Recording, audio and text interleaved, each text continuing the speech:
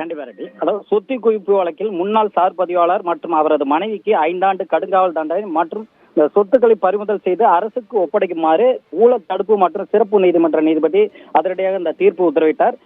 திருச்சி மாவட்டம் இந்த தாத்தையங்கார்பேட்டை பகுதியைச் சேர்ந்த ஜானகிராமன் சார் பதிவாளராக பணிபுரிந்த 1989 93 காலத்துல துறையூர், உறையூர், முசிறி, கொடைக்கானல், அட்டுவம்பட்டி ஆகிய முக்கிய இடங்களில் சார் பதிவாளராக பொறுப்பு வைத்திருக்கார். இந்த இடைப்பட்ட காலத்தில் மேற்கண்ட இடங்களில் இவர் பணிபுரிந்த போது அவரது வருமானத்துக்கு அதிகமாக இந்த சட்டவிரோதமான வகையில் இவரது பேரிலும் இவரது மனைவி வசந்தி பேரிலும் வங்கி குவித்த சொத்துக்களின் அப்போதைய மதிப்பு பார்த்தா 32,25,000 இருக்கும்.